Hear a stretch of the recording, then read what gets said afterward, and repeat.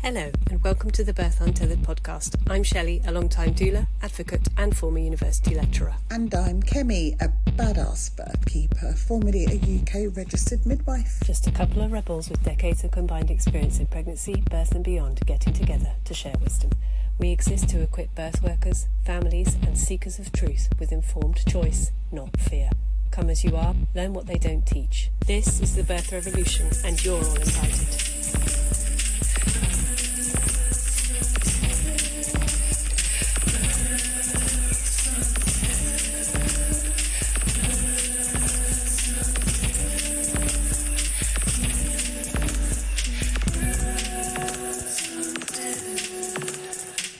Everybody, and welcome from me, Shellie, and the gorgeous Kemi. So we are diving right back in. Last episode we were talking about that physiological transition in the immediate postpartum time and the changes that are happening and the things that are happening that are really important. And in what seems to be becoming traditional birth untethered style, I'm going to circle back to some things we said in the last episode to clarify and to give a little bit more information. So first of all, I want to cycle back to the Farah et al. 2011 study on placental transfusion. So that's blood going from the placenta to the baby, and that they were measuring the weight of the baby over time as the placenta transfused blood into the baby. It's avocado gate, basically, is what we're talking about. So from that paper, I'd found an amount of 214 grams. So what the study showed is that it's quite a variable amount of blood that's coming from a placenta to a baby over time. It's variable between babies quite significantly. And so the 214 grams was obviously at the higher end of what they noticed. And the mean amount that they saw was around 116 grams.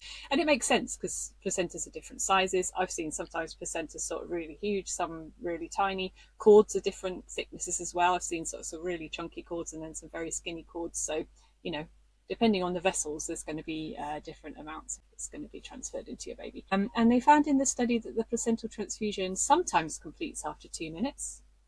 It sometimes completes after 5 minutes, but not always. I've felt cords, and my clients have felt cords pulsing well after 5 minutes in different circumstances, and there is basically no downside to waiting until a cord is white and empty. So healthcare practitioners, zip it. The clients will tell you when they're ready to clamp and cut the cord.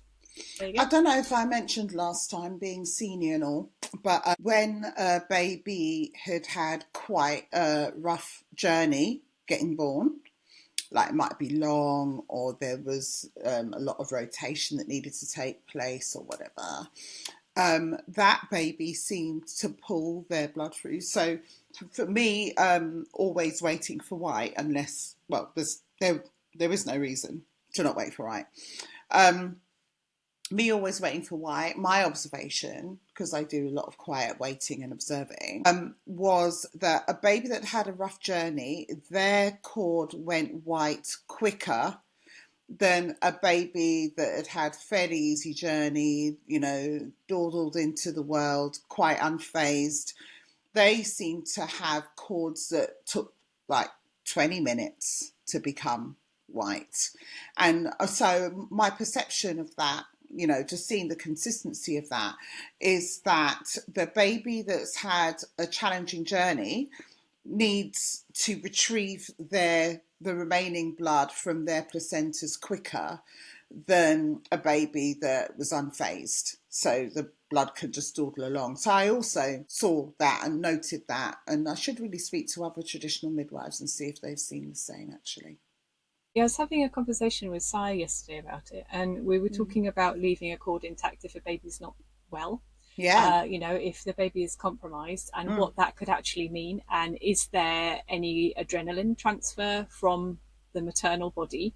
You know, if the mum sees the baby's not right, and that's creating adrenaline there that could help the baby, because obviously if somebody is crashing, they give adrenaline to help hearts beat, to help hearts sing.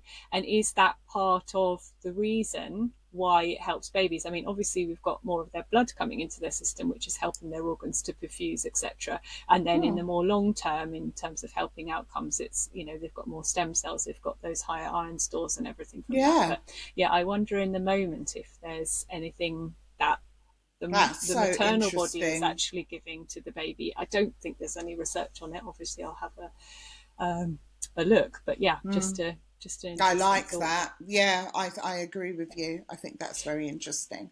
Moving away from the obstetric narrative of maternal bodies being dangerous and the cause of problems, and and I sort of want to speak to this a bit more because Suddenly.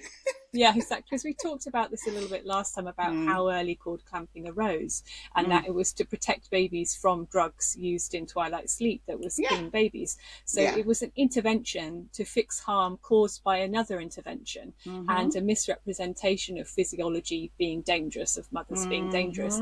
And this ritual, it's basically a ritual bloodletting. People talk about birth being dangerous and how back in the day doctors did ridiculous things like letting blood from people. It's still happening, people. When they're immediately clamping and cutting the cord, they are bloodletting your baby. If they're preterm of 50% of their birth, if they're at term, that study that was just talking about, that Far-Out study, they think it's 30 to 40%, maybe more of the blood volume, and that it's often underestimated. So even at a term baby, 30 to 40% of their blood, which we know from that last episode in an adult would be considered a catastrophic hemorrhage that could potentially be life-threatening just from the loss of blood. So there is still ritual bloodletting occurring, and it's not prioritised in hospitals to maintain an intact cord when a baby's compromised, which arguably is the most important time, and even more if they're preterm. 100%. And that's been shown by all the Nepal studies as well. Yeah, and it really makes me cross this this rhetoric that we have from obstetrics that women are dangerous, and it continues. It's not like it's stopped, because at the moment we've got, every time they're interviewed in the press about the massive increases in intervention, it's always women are getting older, women are getting larger, women are getting more complex. Well, when you look at the ONS data, the average age for mothers in the last 10 years has risen from 31 years to 31.6 years. You see what I mean? That's why don't get me started. Don't get me started, because when it comes to bloodletting, I've got two views on blood. One is that, having been around birthing in obstetric units in my early years, comparing that with being around birth in the community setting at home, way more blood of mother and baby is getting splashed around or removed in the obstetric setting. And there's no one I know who's worked in both settings that would disagree with me. You just see way more blood around. Like, I remember how my Crocs used to get. I remember some people going to theatres with boots, welly boots, because of blood. Okay, so we can't function like that at home. I exposed an infographic on my grid a couple of months ago, where the average hemorrhage rate for the month was 43%. If those of us working in the community setting, it's between 43 and 50% in most maternity on the obstetric wards. In 20 years, I have never seen a hemorrhage at a home birth. Wow. Never. Well, so those of us that are at home, if we had 43%, 50% hemorrhage rates, we wouldn't be at home. It'd be too stressful. It'd be too traumatic. It's way, way smaller than that. For most people, it's less than 5%, 2% at home. So, the whole ritual bloodletting, I'm sorry, we need to keep that in the picture when it comes to making choices about where is safe for mother and babies to be giving birth. It's all part of this cultural patriarchy, isn't it? That's been going on for hundreds, if not thousands of years. That fragile masculinity of being envious that women can bring forth life. And so we belittle, we call them witches, we make them sound weak, we make out that we need to rescue them from their own bodies, from their own cells, we make out that they're crazy. All of this rhetoric, it's still continuing in the modern day. It's not a very thing much of the past. Very much. This is not an old problem, and we know this because of the amount of attention that's been given to those that serve women out of the obstetric unit. So, it's genius. You can obviously ruin a woman's confidence in her ability to remain a safe place, because it's so strange that she's a safe place until the time where the baby is due to leave her body, when she's completely unsafe. But, those of us that accept the beautiful role that women have in replenishing people on the earth, those of us that choose to serve them in community settings or in the home, have also been attacked viciously, continuously over decades. And it's not just, a them and us scenario where, shaking our fists at men and what they believe about us. There are many, many women that believe what men believe and attack those of us that have the confidence to give birth in a community setting and the people that serve them. Yeah. And we're gonna do an episode about the history of what's been going on, or as Dr. Rachel Reed calls it, the her story, which I think is really beautiful. The red thread going through time, and the just absolutely amazing propaganda that has made people fear childbirth in order to play in to obstetric people getting more work, because it has always been the case that it is safer to have continuity of care with a wise woman who understands birth and sits with you and holds you in a safe space. It's always been safer than obstetric-led care. They don't get enough work, and so they just create work. They move thresholds to make you more high risk, even though when they move those thresholds, it doesn't actually improve outcomes. We've seen that with the gestational diabetes, where the thresholds for gestational diabetes were lowered. And then when you look at the data, that lowering of the threshold has not improved outcomes. It's not made things safer. It's made things worse. That's right. And the same with this massive induction and cesarean sections. It's not improving outcomes. It's making maternal deaths higher. And what the obstetric community are just continually blindly doing, women are older, fatter and more complex. That's the problem. No, and also the Royal College of Midwives, they have been doing this to women. They have been gaslighting women for decades. So don't think it's just obstetrics, right? Although, Royal College of Midwives have buddied up with RCOG, Royal College of Obstetrics and Gynecology, and they're all trying to hypnotize us into we're older, fat and more complex. But when with Shellie talking about the moving of the goalposts, so many more of you now are being told that your baby that's like 10% or less, or 10th percentile or less, is growth restricted. We used to use the term small for gestational age until the 3rd centile, where we would suggest potentially that being on a 3rd centile has a higher chance of your baby actually being growth restricted. So they just moved the goalposts, didn't they, in 2020, 2021. We've not got enough women and their babies to visit the interventions on. When it's 3rd centile, it's only 3% of the birthing population. So we'll just say now that if you're 10th or less, it's growth restriction, and scare you into interventions. It's a money game. They're not improving outcomes. It is. Right, I'm going to circle back because I know we've got a lovely guest. We've got Christina. We've got Christina coming to join us, so we're going to circle back to calls. All right, And so nail me down to the point. No, it's all good. Basically, for the last 100 years, we have had worsened outcomes because of immediate cord clamping, because of obstetrics. And they basically realised after a while that maybe in premature babies, them not having 50% of their blood was a problem, and that they should actually get more of their blood complement. But then they are making people prove that it's safe for babies to have all of their blood. They're still not in agreement, a lot of medics, that babies should have all of their blood.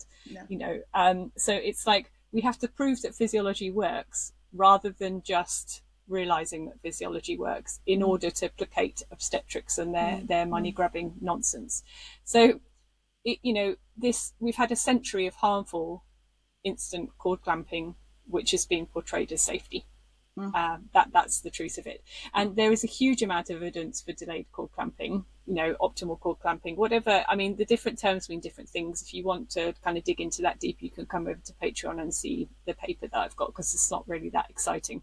But when we're talking about delayed or optimal cord clamping, we're speaking about waiting until it stopped pulsing and it's white, and not an arbitrary time limit.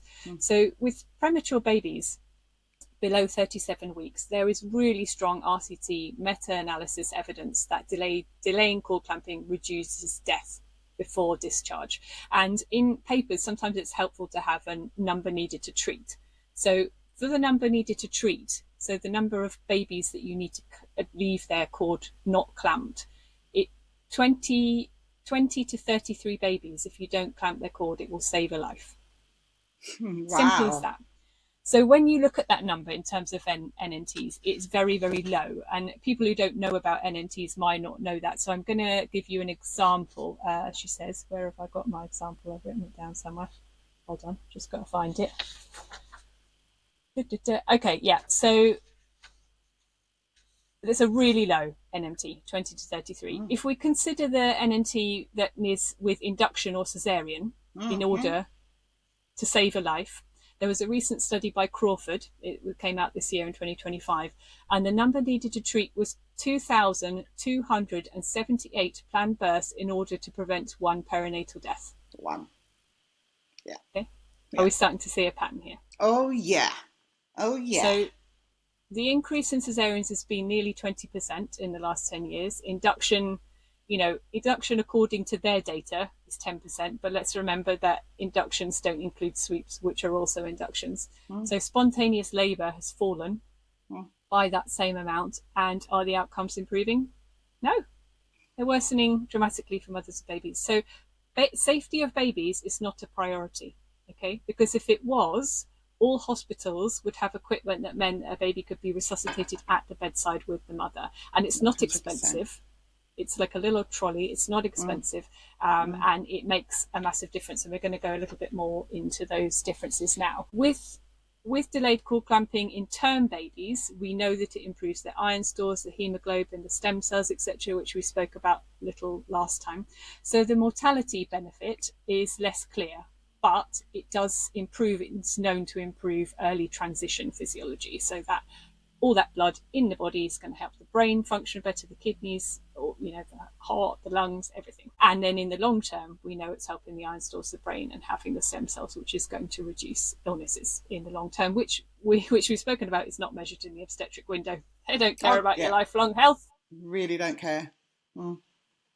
With the extra blood volume in a baby, it stabilizes their circulation. Okay? It supports oxygen delivery. You need blood to be able to get oxygen all around your body. In preterm babies, it leads to fewer transfusions, so less need for the blood that you've not let the baby have from somewhere else. Oh, we're annoyed. lower levels of necrotizing enterocolitis. I'm trying to say that. It's sounding weird in my head as I'm trying to say it out. So that's where you get death of bowel tissue, which happens in premature babies, and it happens far more in babies that don't have enough blood to supply the digestive tract. Funnily enough, the tissue starts to die if it doesn't have enough blood. If it doesn't have enough blood. Interesting. They also have fewer intravascular hemorrhages in the brain, which is the common thing that happens in premature babies. So we've spoken about babies having to mould as they come through the birth canal, okay? And obviously premature babies are a bit more delicate than term babies, and so they need those stem cells to be able to repair any injuries that happen. The body plans for, basically, and if it has all its blood, it can usually resolve those. But if that's right, because clotting factors come over with the blood as well, so there also be less of those. And in term compromised babies, if you have intact cord resuscitation, the baby has better oxygen levels because they've got more hemoglobin in their body to carry the oxygen to the tissues that need it, that their heart rate levels normalize more quickly, and that they have better APGAR scores. And we have research showing that delayed cord clamping, optimal cord clamping, does not increase postpartum hemorrhage for women. Okay. It also has a psychological benefit. So it improves bonding, breastfeeding satisfaction. So if a baby is compromised, it is better to help support them on or very close to the mother rather than taking them away from the mother where she cannot see them. Okay, it has a psychological impact, and people feel better being closer to their baby, being able to talk to their baby. Babies respond better with touch, even if it's a mum holding a hand or something like that, if full skin to skin is not possible. And something that I really want to stress is important is that delayed clamping is possible even in surgery. So there is evidence to show that it is safe to wait for at least 3 minutes. Okay, this does not increase hemorrhage risk if all is okay. It also does not increase the risk of maternal infection. So that's something that you may be told, oh no, we can't do that because it increases infection. Well, we have data to show that it doesn't increase infection. So it's basically not an excuse. So there you go. Do you want to come in or say anything on that, Kemi? Yeah, just to say about the less is more. My internal campaign over decades is less is more. And it's just so funny when they're talking about the cost of providing like a basics trolley, you know, so that the baby can be transitioning right next to the mother, etc. Like in the home setting, you know, they've even used to say, oh, have a tray so that you can make sure you can really keep the alignment for the baby, because, you know, you don't do the same as an adult when it comes to assisting transition to extrauterine life. The baby doesn't have to have an exaggerated thing, it just has to be in line. But anyway, sometimes they say, oh, use a tray at home, but you know, the couple of occasions where I've had to give inflation breaths or rescue breaths, I've not even had to do that. The baby's just been on the floor between the knees of the mother, which costs nothing.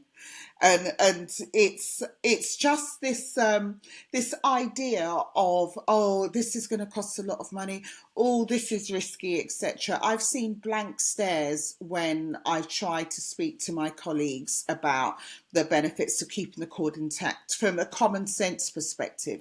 You know, during our chats, I'm going to be repeatedly coming back to absolutely the evidence shows this and the evidence shows that.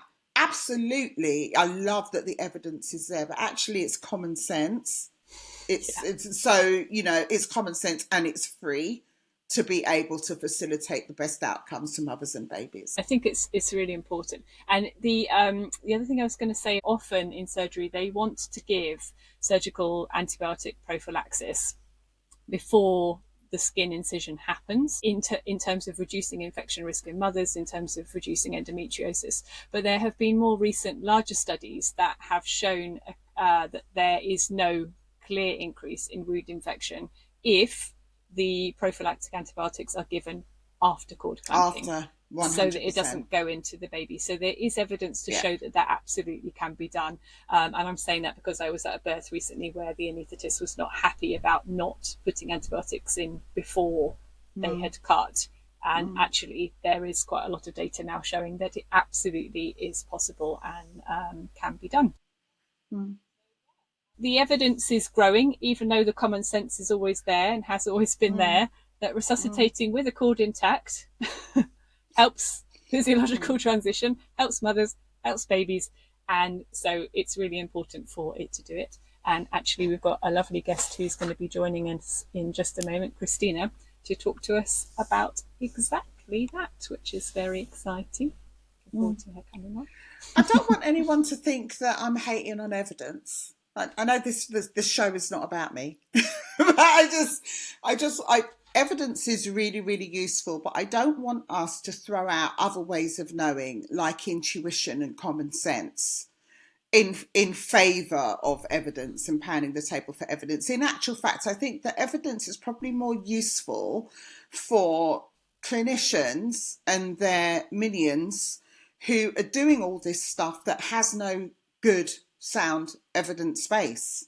That's what I think probably evidence in the end, hopefully, if they really care about evidence, will assure them that moving away from their rituals and their current policies and practice has an evidence base. Maybe that's what it is. So those of us that just move with intuition, common sense, and the apprenticeships that we've had, I don't think there's a lot for us to do there. I'm obsessed with evidence, as you know, and I'm always on I have a podcast a day. A podcast a day keeps poor outcomes away. This is what I see, right? Poor practice as well. Poor practice and poor outcomes. So since my journey in midwifery began, I've always tried to stay learning. And there's lots to learn, but it's just I am not convinced at the moment that the bodies that are supposedly serving childbirth and midwifery, I'm not convinced yet that they have a priority of the whole health of mothers and babies. I'm still not convinced. They don't, do they? Because otherwise, no, they don't. They wouldn't be intervening in the way they are, and they would be prioritising things like keeping cords intact to resuscitate babies, rather than telling people. I mean, I've heard them say, "Oh no, it doesn't make any difference. Yeah, you don't I've heard that leave too. It intact." I've heard that too. Oh, it's going to cause jaundice. You don't want to leave that intact. Well, what the evidence shows us. Go on. I was going to jump in there, but go on. You say it. Is that leaving a cord intact may increase mild jaundice, but the vast majority of the time it doesn't need any treatment. And I know that there's some research coming out. I've got to jump in, right? Because mild jaundice, what is that? That's physiological jaundice. We expect some level of jaundice because the baby's giving themselves a blood transfusion in the first few days of life. So we would expect to see the waste product of that, which is bilirubin. Now, bilirubin is conjugated by the liver. So when we go and deny the baby a third of their blood volume at term, we are denying them a third of the blood that would help the liver to work optimally. So we're actually increasing the chance of pathological jaundice because we're underpowering the liver to do that big transfusion. So it's that hopefully that made sense to you all. I don't know how else to put it, but I'm actually speaking to the clinicians here, so you guys should understand, right, what I'm saying. Okay, just leave it the fuck alone. Leave it alone. Right? Yeah. You're not helping, you're hindering. Do better. I heard somebody saying, I don't know if it's actually happened yet, but they were saying that maybe that mild jaundice is protective in a certain way for things, and that actually they're starting to kind of look into that and investigate that. And that we know that when mothers and babies are not separated in their skin to skin, that breastfeeding improves. And how do we help to clear jaundice? By effective feeding. So if we're disturbing effective feeding, the effective establishment of feeding, we are compounding the problem. If we are insisting on giving antibiotics before a cord is clamped, when actually it makes no clinical difference to outcomes for the mother, but makes significant differences to the baby, because when babies have antibiotics, it affects their liver function, it increases the likelihood of jaundice. So, it's this combination of common sense where we're the witches saying, why are we interfering with this physiology? It makes sense that all these things just happen and mothers and babies are kept together. We see that it makes them better, and they're like, no, it doesn't. We need evidence for that. And then the evidence comes out for that, and they go, oh no, it's not enough evidence. Yeah, exactly. That's what I was going to say earlier, that we've had the evidence around for decades now, and they're still acting like, oh no, don't know, covering their ears, shutting their eyes. No, singing loudly. Don't want to hear it. Also, just to refine the clinicians that may be listening, you're thinking around cesareans. You don't need to clamp and cut the cord for the baby to receive their full blood complement. You can do, the equivalent of a half lotus or whatever, because the placenta is detached from the uterine wall during a surgical birth anyway.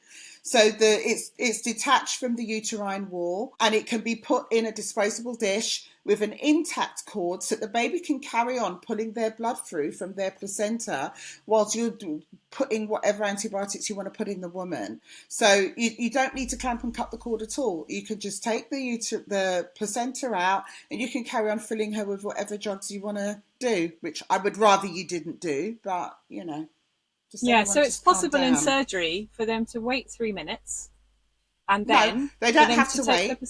No, they don't have to wait. They can take the placenta like they would in most surgery when they're getting it all done quick, because they want to close. So whenever they would normally take the placenta, they take it because the placenta is what's holding the oxygenated blood that will then be transferred to the baby. So there's no need to wait. They can carry on doing whatever they want to do, provided the placenta is removed from the uterine cavity, put in a pulp dish, baby goes up to the mother, intact cord, placenta in a pulp dish. The other thing I did just want to quickly say is that you do not need to hold a baby lower than a placenta. Oh, because still a lot of medics obviously don't understand how hearts work.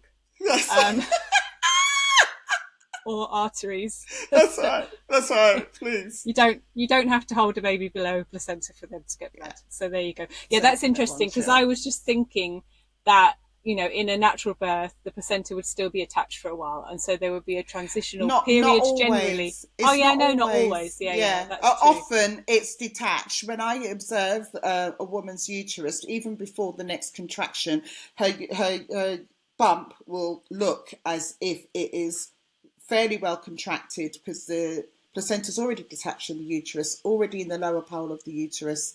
It can happen like from a minute, 45 seconds onwards. Okay, that's interesting. Yeah, my kind of instinct would be to give it a bit of time because the cesarean birth, especially if it's not an in labour cesarean birth, so the baby's not got that preparation for the birth happening. And in my mind, it feels like holding that transitional space for a little while, if everything's well and okay, just might help with that physiological transition. And that if the mother's not actively bleeding, 3 minutes is shown to be safe to leave it, and then can you have those 3 minutes and then take the placenta out and keep it attached to the baby? Fair. I don't see why I don't know. I mean, obviously there hasn't been research on that, but that's just an interesting thing. Hi, Christina. Welcome. Christina. We were nerding out. It's so lovely to have you. Deep and nerdy going on right there. And so I suppose the one thing I will say before we dive into speaking to the lovely Christina, who I saw her post yesterday, and I don't know, how long ago was it you had your little one now? 3 years yesterday. 3 years. Yeah, because I remember your post previously on the wonderful Home Birth UK group, which is run by Sam Gadsden. If you are not on that Facebook group, go and join it, because there are just hundreds and hundreds, thousands of birth stories and wonderful people essential in there. Group.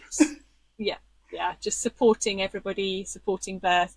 And I saw your wonderful story at the time. So when your baby comes out, and then at a time after that, which is variable and shouldn't be rushed, your placenta is then born. And then at a time that isn't arbitrary, that hasn't been rushed, when you feel the cord is white, is stopped pulsing, and you are ready to do what you're going to do next, you've got options. So you can use a plastic clamp to clamp and cut the cord, which is what midwives and other medics may provide.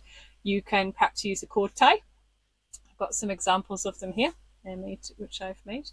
And actually, if you're on our Patreon, it's one of the bonus things for this episode and the last episode is that I've done some tutorials for different ones of how to make them, if you're interested in doing that. And cords then, once they're cut, or you can do a lotus birth where you leave the placenta attached, and usually people put salt and herbs to help the placenta to dry up. Keep it in a bag or a Tupperware box and carry it around with them. So the cord dries and shrivels and goes from this amazing kind of jelly-like, very flexible structure that can have knots in it that move up and down, to being dried out and quite firm before it falls off. So if your baby has got a little bit of cord, they have a little bit of cord poking out the umbilicus, you've got a clip on it or you've got a tie on it, make sure it's kind of pointing upwards and not downwards when it's soft, so that it's not in their nappy. Yeah, especially with boys, because they can wee on the end of the cord. So just tuck it upwards and fold a nappy down so it's not rubbing on the umbilicus. So that's like cord care moving onwards. But what Christina's going to talk to us about is all the things that we've been ranting about before she joined us this morning, about leaving cords intact if a baby is compromised when they come out, if they are struggling a little bit with their transition to life. Christina, tell us about your just amazingness. I'm just gonna, I'm showing my age here from Wayne's World, like we are not worthy. We are not worthy. Well, that's how I feel being on a podcast with you guys, because without you doing this work, I wouldn't have known what to do. And I'm incredibly grateful for Sam Gadsden and her home birth support group, because I was signposted to people like Rachel Reed, and her article is so research based, very simple facts that I was very confident. I read Placenta, the Essential Resuscitation Equipment. I read that and I was like, this makes absolute logical sense. But then in that home birth group, said there are so many stories, and I happened to watch a birth story, and someone had posted a video 3 days before I gave birth of exactly the same scenario. So baby born, start breathing, midwife said we've got to cut the cord, and jumped out the pool. So I knew it logically. I'd seen it with my own eyes, and then when it happened at our birth, it was the easiest thing in the world. Honestly, it was the most simple thing in the world, because she was born. I knew that I knew that water birth babies may take slightly longer to start breathing, but I also had, it's really hard to explain, but I also had a knowing that she was fine. I just knew, on paper, she really wasn't fine. Everybody, like the midwife particularly, was in a panic, but I knew she was fine, and I knew she was going to be fine, and she is. Yeah. So I was just able to advocate straight away. I was like, can I keep the cord intact? The midwife was like, oh, no. Okay, no, we've absolutely got to cut it. And then I just said, no, you're not. Oh, I like it. Badass. I like it. Do not cut my baby's cord. That's right, because Christina's got to live with her baby and her actions for the rest of Christina's life. So we do not defer to midwives that are making stupid suggestions. Go on, Christina. You just actually made my day. Like, immediately. Thank you. It was an amazing moment, because that was the start of now a lifetime of parenting. Yay! Exactly. How many people are you going to need to say no to? Like, the majority? Well, a lot, and certainly, in being transferred into a hospital environment, I had to continue saying no. Oh man, it just never really stopped. No, but you know what? You can actually look your baby, or your as your baby continues to grow. You had a daughter, right? So Olivia, you can continue to look her in the face and know that you did your best. Whilst those of us like me who just said yes to all the shit for my firstborn, it's taken me ages to be able to look him in the eye. So it's honestly worth it. People pleasing will be the death of us. We need to recover from that. And congratulations, Christina. Carry on. Okay, I want to know. Sorry, people may have noticed I'm very chatty this time. I've actually had post-viral fatigue for months, but I've recovered from it now. You're seeing the real Kemi now. Poor old Shellie, right? So, when you said no, when you uttered your first no, daughter in your arms, your knowing was deep. How did your midwife respond? So this is a home birth midwife. Everyone, I just need you to be aware, because you're thinking, oh, I'm home safe now because I've got a home birth team. Please stay frosty. Okay. Christina, what was her response to you? I don't even really remember. I was so busy I grabbed her and I was getting out of the pool on my own, basically. So I was trying to get a leg holding a baby. Yeah. And she was just a bit shocked, I think. I don't think she expected me. Well, she definitely didn't expect me to do that. So hold on a second. You just given birth, and you got yourself out of the pool. Yeah. Badass. Yeah, it's like lifting a car level. You know, your babies are under a car, and you're like, yeah. Yes. You know, no, you are not cutting my baby's cord. No. I know that they need to stay attached. We'll do whatever we need to do, but we are staying together. We're a dyad. Yeah. Honestly, but look at the lack of, look what having a shit midwife does, right, at a home birth. Because there's no way Christina should have been using her legs straight away, because she just used her uterus in a massive way.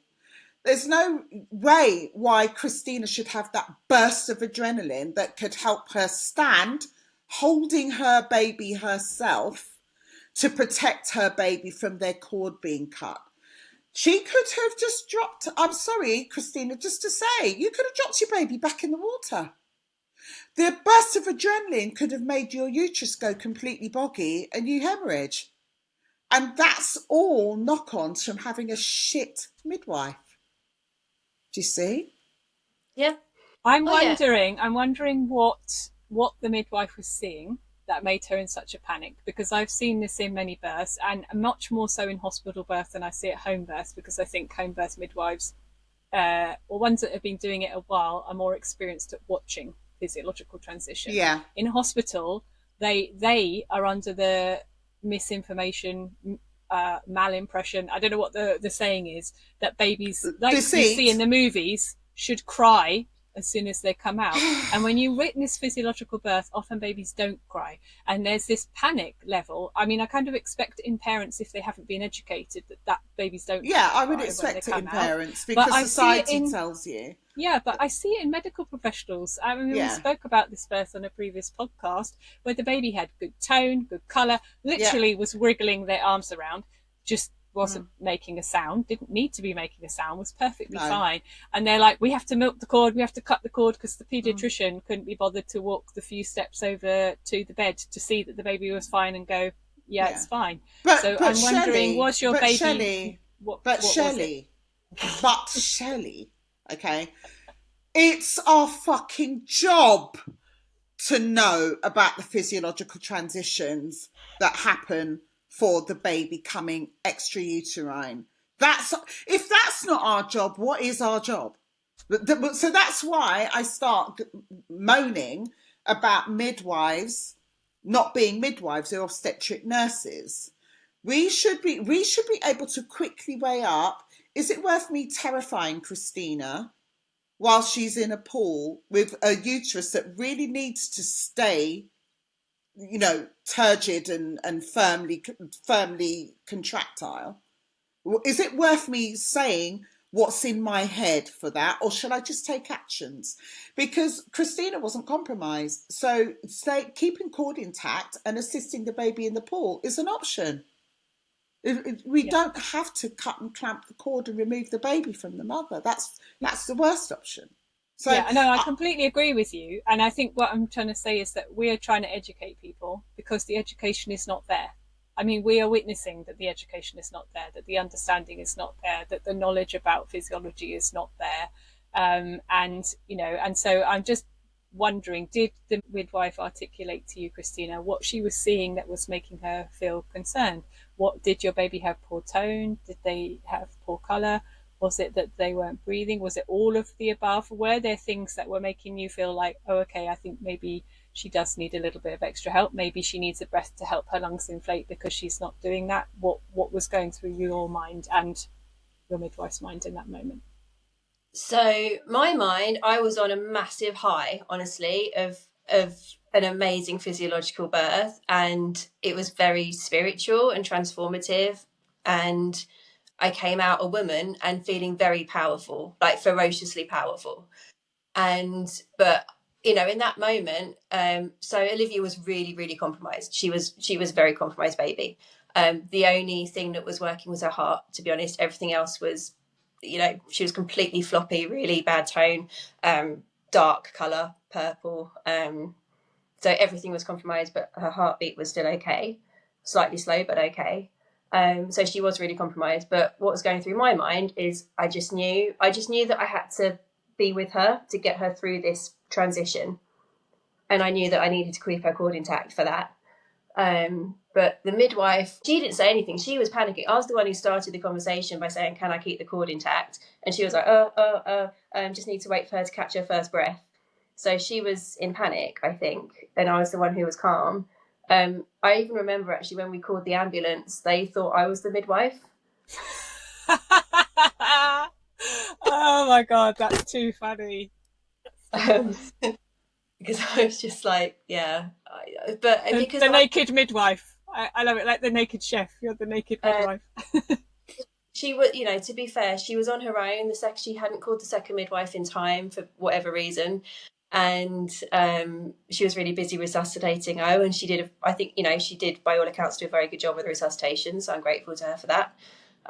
But yeah, I was the one kind of leading it in a way because she'd prepared like the hard surface on the changing table. She just kind of said, can you put it down here? So I did. And then I was like stroking her and talking to O and things. And at one point she told me to stop stroking her because I think I was getting in the way of she was trying to listen to the heartbeat, and I was like, okay.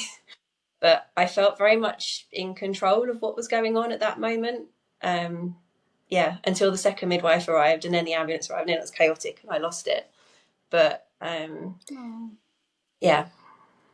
with that, and that's the trouble when you've got people rushing in who are not cognizant of the fact that you as a mother in that physiological space need calm.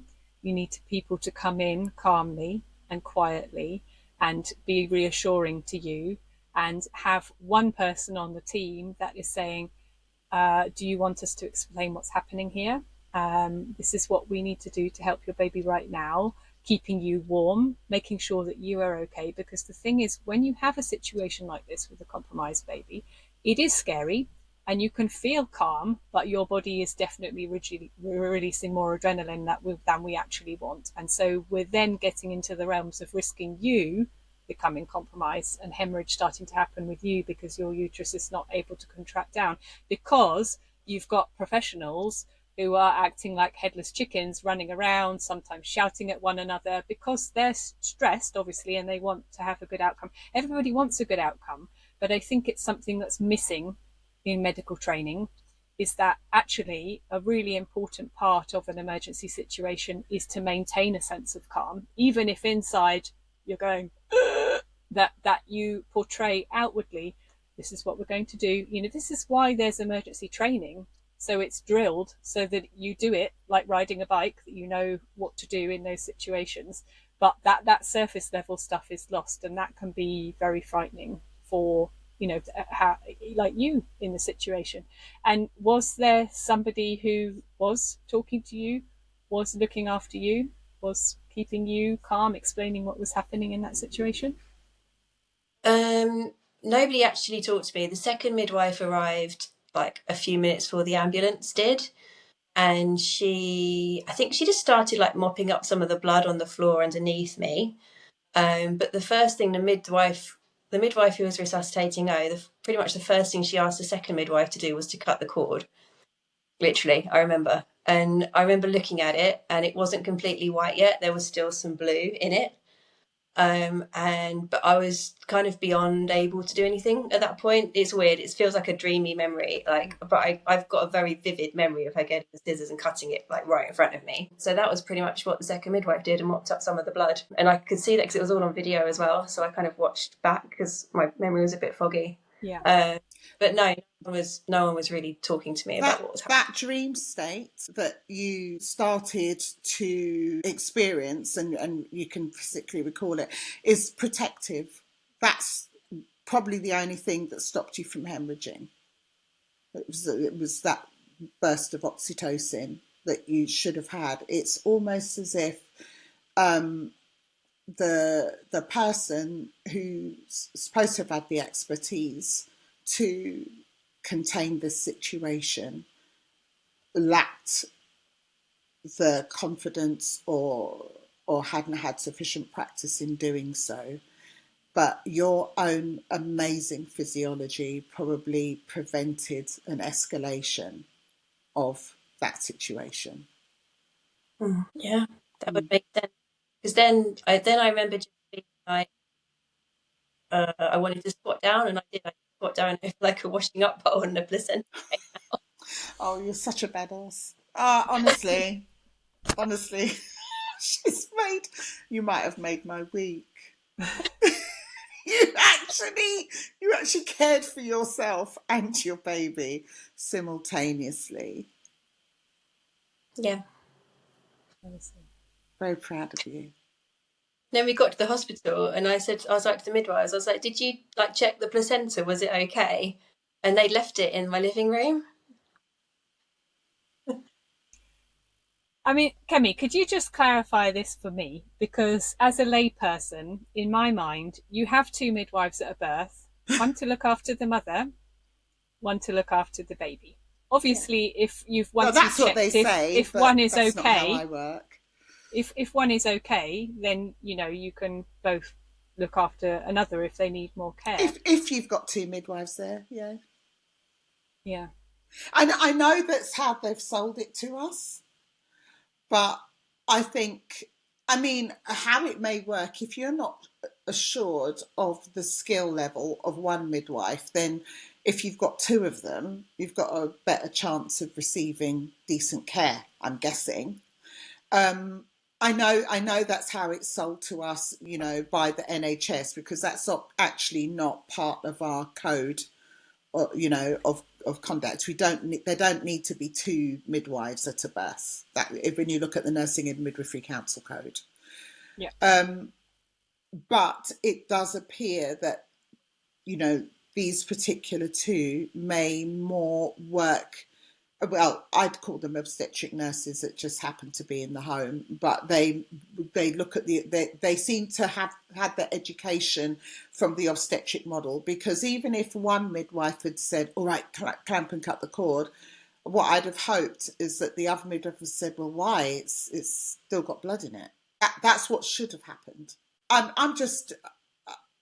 I'm interested to know, what do you feel? I know you've acknowledged that perhaps that first midwife was helpful in assisting your daughter to transition. I understand that. So she put her on a flat surface. She obviously introduced some inflation breaths and whatever, got her lungs going. If you weren't as knowledgeable and exceptional as you are, then clamping and cutting the cord would have provided less blood for lung function as well. So, which is why we know that when the cord isn't kept intact, we have poorer outcomes for compromised babies.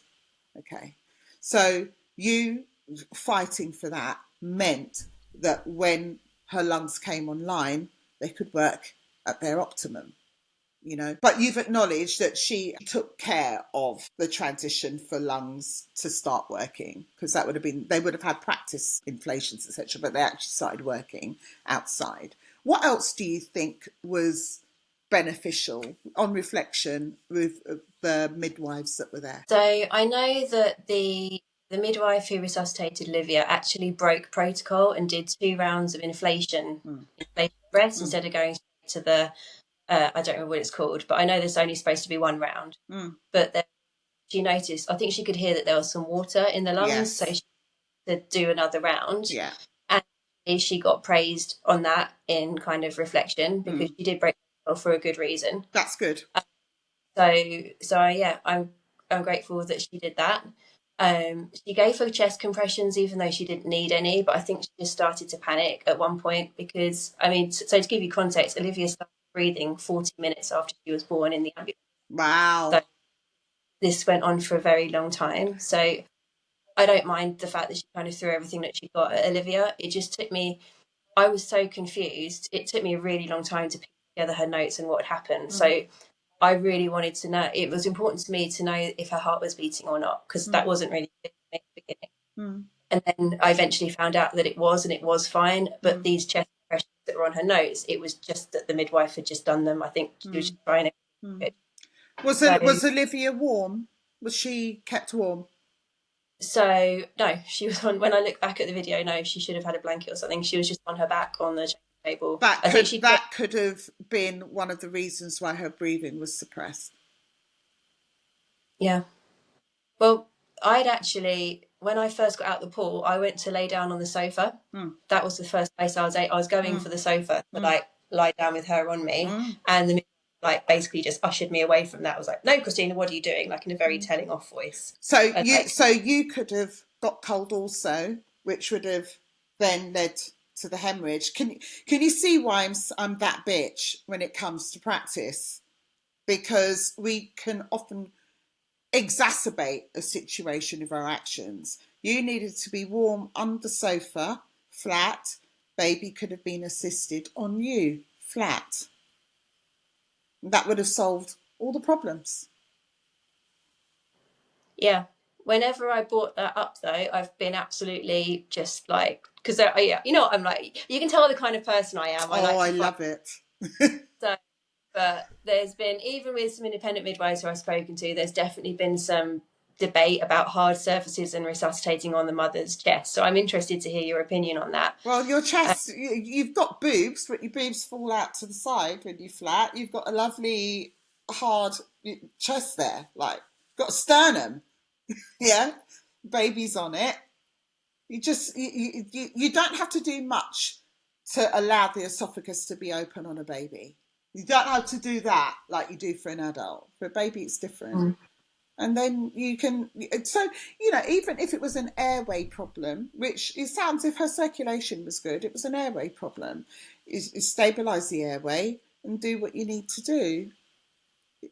Yeah. She put that thing down her throat as well. I remember being like, I didn't know, I wasn't sure. I didn't like throat. Yeah. I've never had to use one of those. Usually just a stable baby is enough. But I've only had to do that twice. So. Could you explain, Kemi, for the audience what Christina is describing there? Because a lot of people may not know. It's a little tube that goes in the mouth that is quite rigid plastic. So it's quite rigid. So they've got different sizes depending on the baby, and you have to introduce that into their mouth, and it kind of it stabilizes an open airway so that whatever other intervention you're using, the airway is open to receive. Okay, so it's making sure that any introduction with an ambu bag introduction is going into the lungs rather than it's going down. It's keeping the esophagus open, so the lungs are further down in the baby. It doesn't go anywhere near the lungs, but it's keeping the esophagus open. So then the trachea, which goes down to the lungs, the potential for that being open is higher. But I've never had to use one, so. You know, I'd love to like explore more, because obviously I've never been around a baby that's not been breathing for that long, and I've been around a lot of babies, so it just goes to show the variation of normal. Because like you say, your daughter's fine now, she's 3, she's great, and I can see why it'd be scary. But if there's no circulation problem, chest compressions could have risked a broken rib or whatever. So we really got to reserve our chest compressions for when they're needed. Also, babies that have an airway issue, which you do have to fix wherever the baby is, you can't wait until you go somewhere. If there's an airway issue, just focusing on the airway issue would have resolved the airway issue quicker.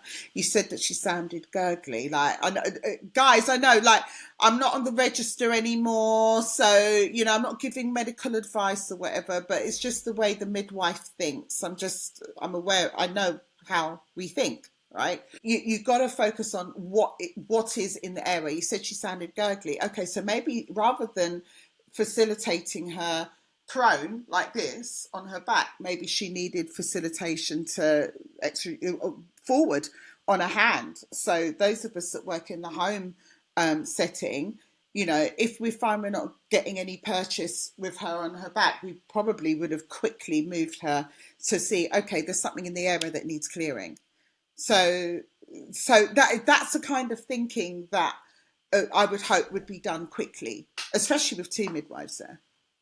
Yeah, so you're in that situation, Kemi. You're describing that actually you're basically putting the baby a little bit Face on the down. front, upside Yeah. down, so that any fluid can come using out. gravity can come out. Yeah. Yes. Because in a physiological birth, if a baby comes out very quickly, they may not be squeezed for enough time in the vagina for the fluid that is in the lungs inside the uterus, because babies are in fluid. They've got fluid that's coming in and out of their lungs. So they're often squeezed, but when they're sitting in the vagina for a while, and that comes out. And sometimes that doesn't happen. The baby comes out too quickly, or they've got mucus, or sometimes meconium.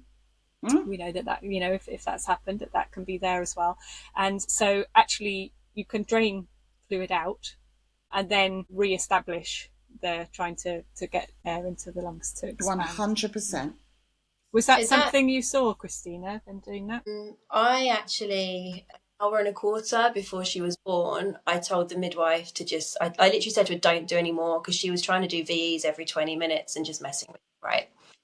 And so, and I know the timing because I looked back at the video. So about an hour and a quarter, after I got in the pool, I just said, don't do any more. And she left me alone. What was she looking for, hon? Every 20 minutes? Yeah, this is, there could be so many podcasts about my birth, but the point Sorry, I'm not laughing because it's funny. It's just like, you're so dry. I love it.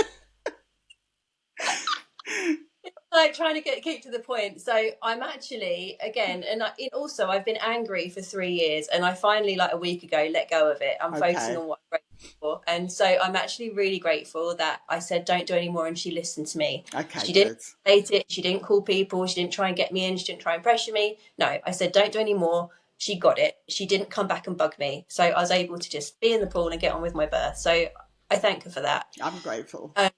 And gosh, I've just got shivers saying that. It's amazing. But isn't it sad that we have to be grateful for not being unnecessarily fingered by somebody who's supposed to be caring for us? I mean, I know you're trying to get over the rage, so just put your fingers in your ears whilst I say that. But that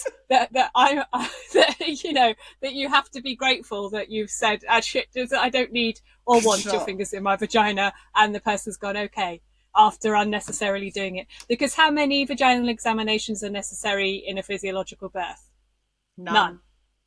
You don't need any hands in your vagina ever if you don't want that, and that should be respected. And it shouldn't be something that you have to feel grateful for. Honestly, it shouldn't. I mean, I'm glad that you're at a point now where you are feeling grateful for that, and that is that I don't want to denigrate that. So carry on with your thought. Ignore my interjection. Happy for you guys to carry the anger for me. I just can't do it anymore. I've got to focus on my baby. Right. But so anyway, so she left me alone, and then she started like bothering me again about 15 minutes before Olivia was born. So like leaning over the edge of the pool, getting in my face, touching me, talking constantly, looking in my eyes. Like, your baby's about to be born. Yeah, like I don't know that.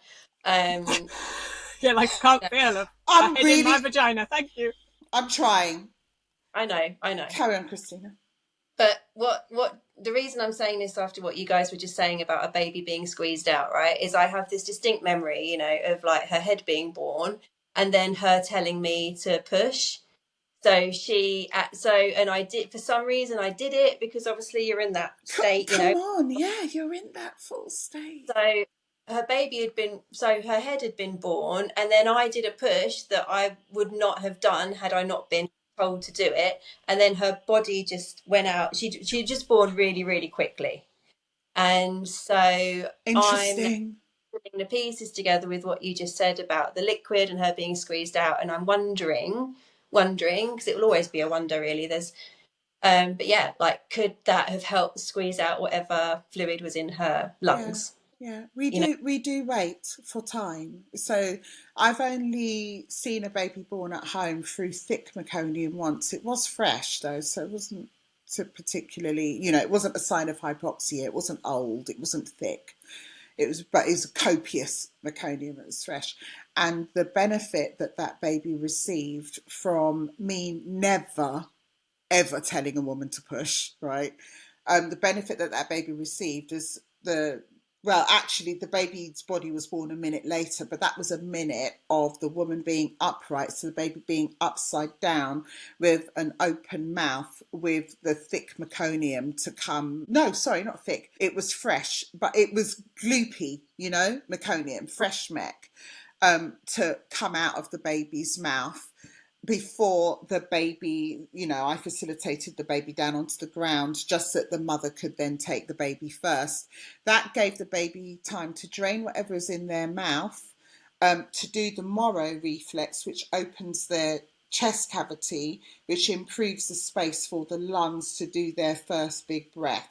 But that was because of what I didn't say. So that's because I keep quiet. I am silent, like zipped. And I think that facilitated, like you say, the emptying of whatever needed to be empty for the baby. I do wonder what would have happened if I'd said, oh, just push whilst the baby still had a full mouth, or whilst the baby didn't get a chance to do their startle reflex. I'm just grateful to mothers like you who are able to share the stories. And of course you'd be angry because you're looking at what could have happened and what was done that was unnecessary. But I'm really glad that you shared that, that nuance of your situation, because hopefully it will help listeners think before they act, before they speak, you don't know why you listen to her. Of course you would. You were like between worlds with your baby, thinking that you had someone that you could trust in your birth space. Yeah. She even asked me, as Olivia was coming out, she said, do you want to catch your baby? As Olivia was coming out. Like, she chose that moment to whack that question in. What? I was like, no. So she was actually the first person to hold her, and that's not what I wanted to happen. But it was like, I can't answer a question at this point. Her default should be not touching your baby. Your baby's got a few minutes of oxygen in their cord. They've been in water for their entire life. It's okay to wait and observe to see what the mother chooses to do, what she instinctively wants to do. We don't need to ask you questions in that holy moment. Yep. It can be really difficult, I think, especially after a challenging birth, reflecting back and the kind of what ifs of what may have happened had things not been done, had things been done differently, had people behaved differently. And exploring all of those things takes time, and like you're saying, it's now 3 years on, and you keep going back and reflecting about what happens. And it's a whole process. It's a process of grieving the things that you wished had happened, the processing the things that did happen, the kind of gaining understanding of what that may have meant or may not have meant. And it's very difficult because we are never going to know what would have happened otherwise. Your midwife may have been completely hands off, not touched you at all, and Olivia may still have come and needed all that help. And so it can feel really painful to hear, well, if she did that and did that cause it? And the thing is, we will never know. And for me, the takeaway from your birth is that you had learnt, you'd heard this information, keeping the cord intact is so important for my baby. And you had this knowing, this physiological knowing, I know she's going to be okay. And that helped hold you with the physiology, the innate physiology in your body, with that oxytocin surge and everything that happened at birth. It kept you safe. You kept your baby safe. And that is it is such a powerful thing to have done. And I hope you feel incredibly, incredibly proud of what you achieved in your birth, because, though we can't know what would have happened to Olivia if her cord had immediately been clamped and cut in the knowing, we do have evidence to show that compromised babies do better when their cords are intact. And you had that innate knowing to say, absolutely not being cut. I'm doing a blooming hurdle getting out of this pool after I've just birthed the baby out of my vagina like a super woman. That bit, honestly. It's really, I think it makes both me and Kemi quite emotional to think of how amazing you are, And that for me is the big takeaway. And obviously what we're trying to do with this podcast is to help people to learn and to understand and get information that makes their birth better, that makes their practice better, and that for you to just come on and immediately say, like the first thing you said, I learned loads from the information that people are putting out there, like Dr. Rachel Reed, like Sam's home birth group. And because, you know, as Kemi and I and others in our sphere of influence say, we've got to save ourselves. We've got to save ourselves. Nobody cares more about what happens to your baby than you. Nobody cares more about the long-term health of your baby than you. And so if you have knowledge, it gives you power to make a difference to the outcomes. And I mean, though we will never know, I am absolutely convinced that your intervention in stopping someone outside of your body, outside of your family unit from doing something that you felt was going to be harmful was just you saved the day. I just don't you even have literally words did. for how amazing. Yeah. You saved the day. Yeah.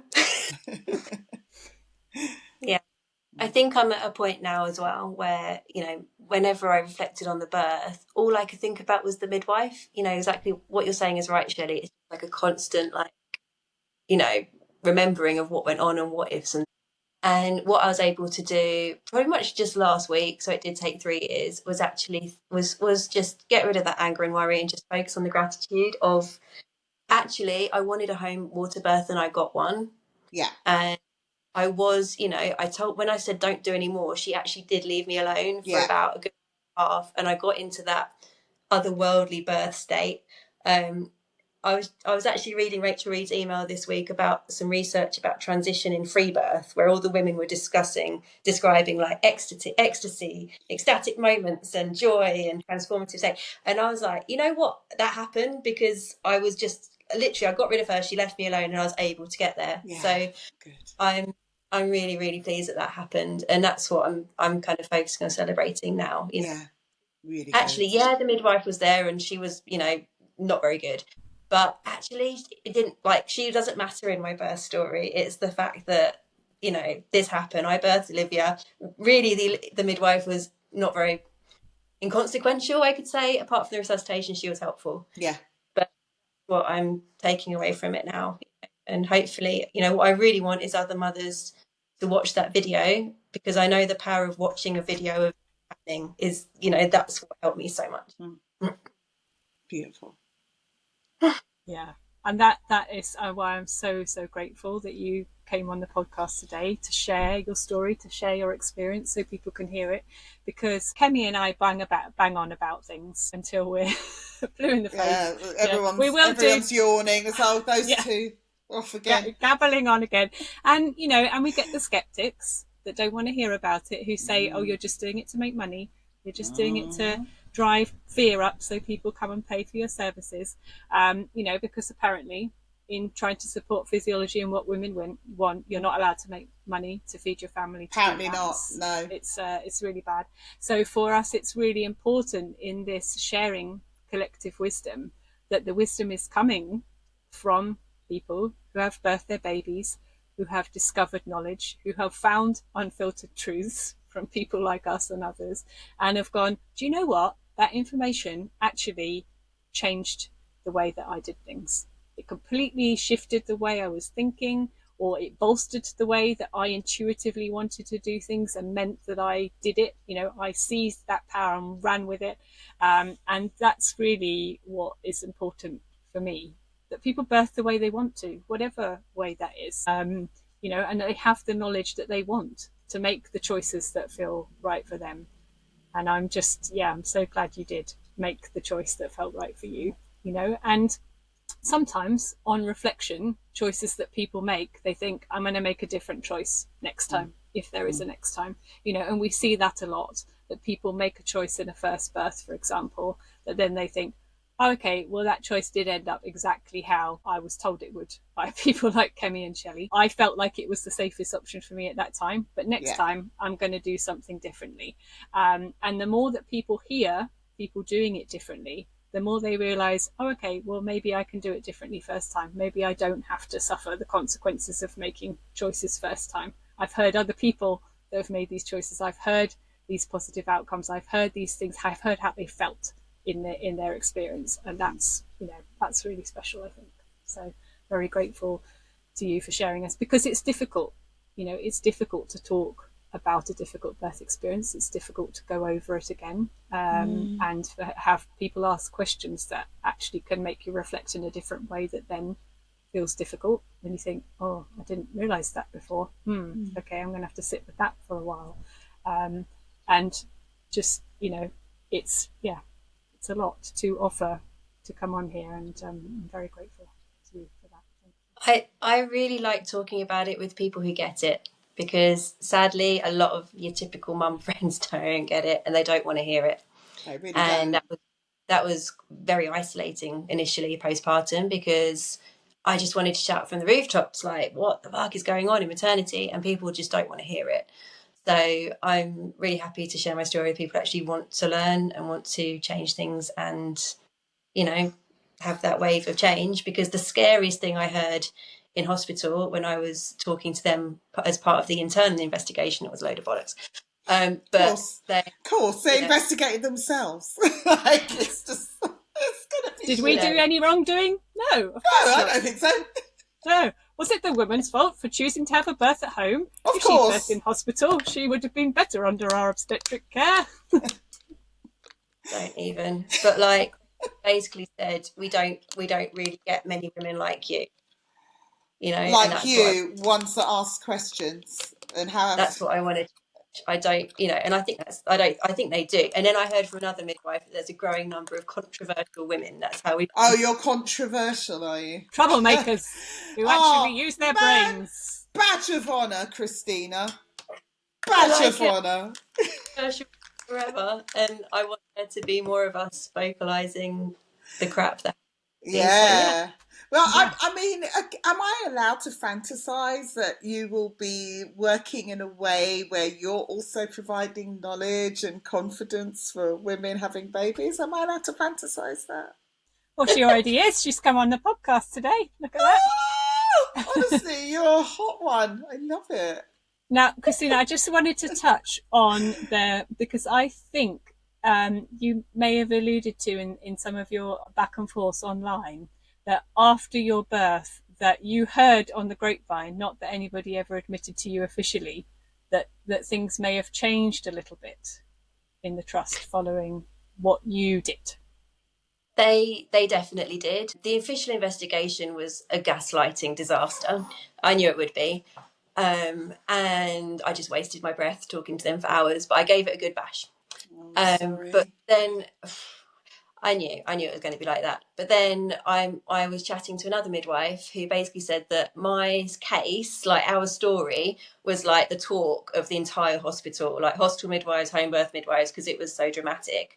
But it was like the fact that I jumped out the pool and stopped this cord being cut. And she said that it got a lot of conversations started. A lot of midwives in the hospital started saying, well, why can't we leave the cord intact? Wow.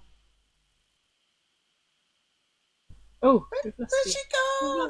Christina, we've lost you just at the point where you're talking about how you changed. Oh, internet gods, give her a signal again, because that change. Come back in a minute. That change is just that. I mean, that's phenomenal. That's seismic. Because that's seismic. I don't know many units where the pennies dropped. The way she's helped the penny to drop.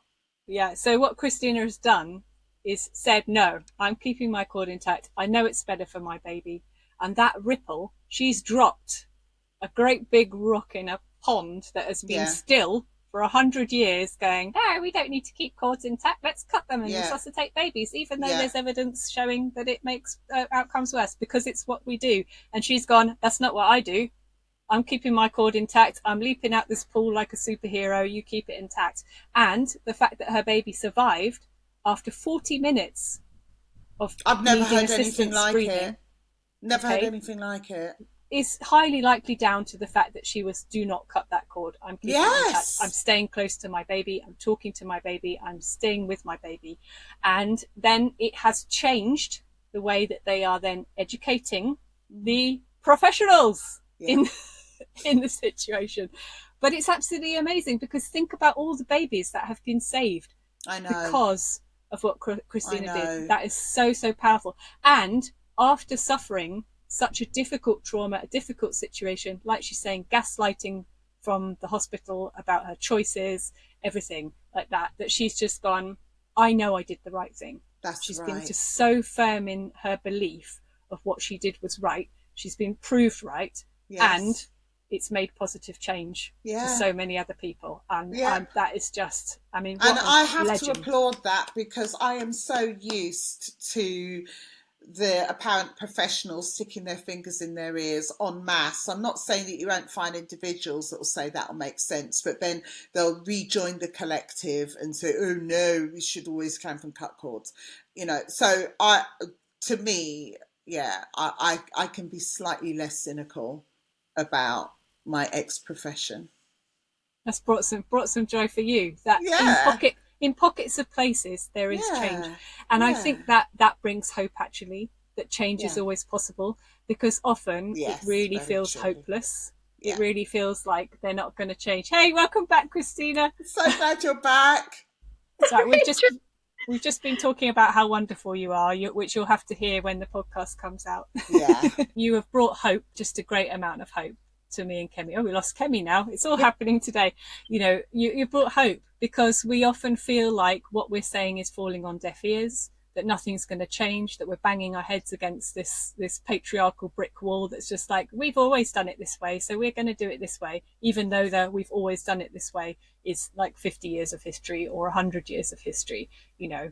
And to hear that what you have done will have saved many lives already and will continue to do so is just, and you know, after such a difficult event, it's a traumatic event, it's very scary to go through what you have gone through, and you've just maintained that strength and that determination to just say, this is what's right for me and my baby, and done it. And in doing that and staying strong against all their gaslighting nonsense, you have affected a change that will save lives, has already saved lives, will continue to save lives forever, has made two old hats who've been in this business for a long time trying to affect change just grin from ear to ear at how amazing and wonderful that is. It gives hope.